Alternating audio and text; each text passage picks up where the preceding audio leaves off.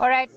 Now, quickly hopping over to the G7 summit. This is the crucial, significant bilateral meet visuals that we are bringing to you of Prime Minister Narendra Modi in a bilateral meet with the French President Emmanuel Macron. Those were the visuals that we were bringing to you of Prime Minister Modi interacting with Emmanuel Macron. Having said that, it's important to also highlight how significant this bilateral meet is. And in fact, as we all know, Prime Minister Modi's presence is going to act as a bridge between the global south and all those developing economies that are dominating the G7 summit. That is the historic picture that we are bringing to you of the G7 group of leaders, accompanied by the guests as well. We can see US President right in the middle, also flanked by the Canadian Prime Minister, and along with him are Indian Prime Minister Narendra Modi, accompanied by the French President Emmanuel Macron. We can also see Olaf Scholz. Abhishek Jha joins with me on the phone line with more details. Abhishek, quite a momentous image over there of all the leaders at the G7 posing. How deeply symbolic is this, in fact, entire picture in the time of war?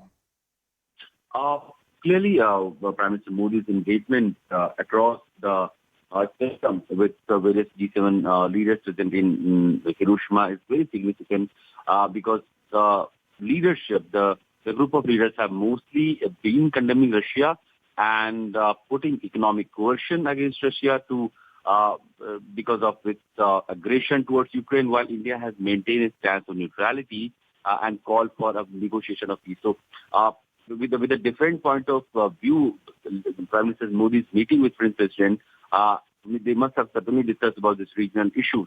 At the same time, Prime Minister Modi is going to visit France next month, where he has been invited as a chief guest in Paris for the France National Day Parade on July 14th.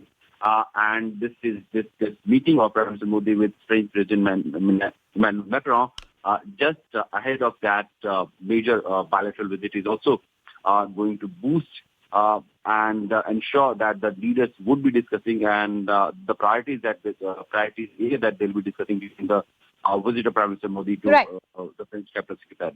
Abhishek, even prior to the summit, the biggest hurdle for Fumio Kishida, the Japanese Prime Minister, seemed to be how to get, all the nations to come on as a united front as far as the war in Ukraine is concerned. We've also seen Zelensky reach out to the Arabs at the Saudi Arab summit yesterday to drum up more support. We've already seen the Chinese envoy meet Zelensky, and now we are learning of this meet that's all set to happen between Zelensky and Prime Minister Modi. How significant is this now for Zelensky, on one hand, to drum up support from neutral nations, on the other hand, for Prime Minister Modi to also protect the Indian interest while remaining non-aligned in this war?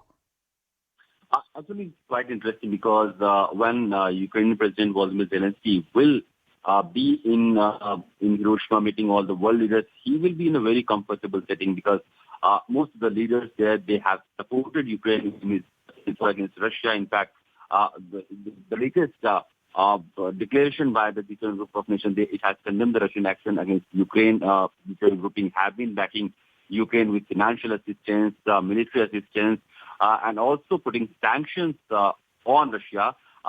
And amidst all the comfortable, grouping and showing of support, India is typically differently positioned on the issue of the Russia-Ukraine war. While Zelensky will also be meeting Prime Minister Modi, and he will be asking for his support, most likely not necessarily military, but diplomatically. Prime Minister Modi has always maintained the fact that there could only be one way forward to end this hostility, and that is to negotiate a peace deal between the two sides.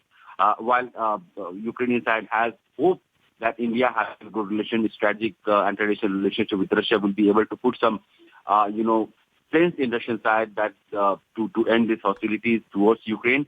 India has maintained that this is between the two sides to decide how to deal with it, how to deal with their pending issues, and how to go forward for a peace deal. So clearly, Prime Minister Modi being there and maintaining his stand of neutrality on the issue of Russia-Ukraine conflict will be a tightrope diplomatic walk. Absolutely, a tightrope diplomatic walk for India. Having said that, when we look at that family photo, as they call it, of that group picture of the G7 leaders and all of the guest invitees as well, when we look at that image, what strikes us is the absence of the Russian president and also the Chinese president Xi Jinping.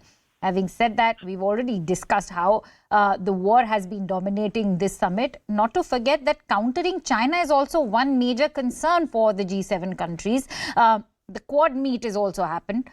We are also going to now see this meet take place in Sydney, even though the US president will not be there.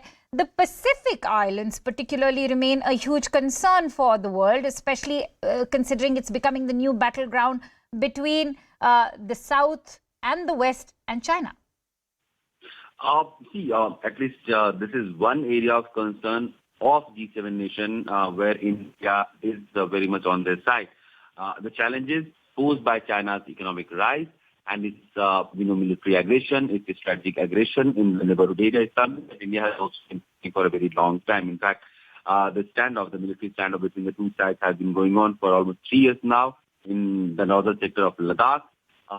And there is a full section of China which has found its mention in G7 summits, the communique, and where G7 leaders have called on China to engage with them as an economic partner, because the world has come to terms with the fact that no matter how much they condemn China for its aggression or non-democratic values, the reality is that China is a well-established economic power, and they have to do business with China, and they cannot just brush away Chinese existence as an economic power at the world stage. So, all right, a firm handshake coming in between the Indian Prime Minister and the French President Emmanuel Macron. As we all know that both the world leaders are extremely fond of each other, and that bonhomie is also translating in these visuals. As you can see, a very warm equation over there between the Indian Prime Minister and, of course, the French President.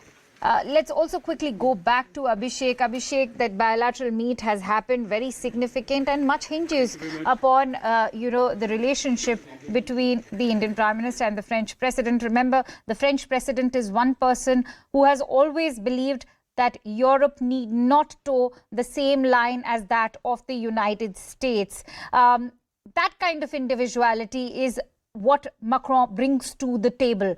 How beneficial is that kind of individuality for the relationship that the two countries share?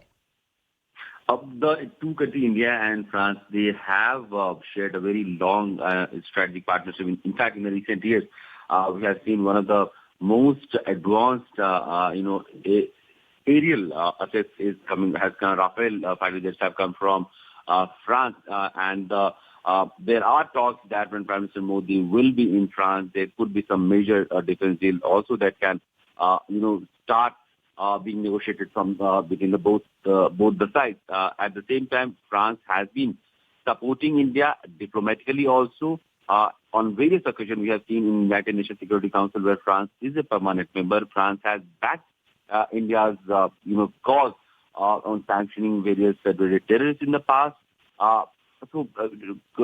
Collaborating diplomatically, strategically, France and India have, worked together on most of the issues in the past. And we have to see when Prime Minister Modi will be visiting France next month as a state guest on their military day parade. It will certainly bring in more strength the two sides have shared over the past several decades, and looking forward.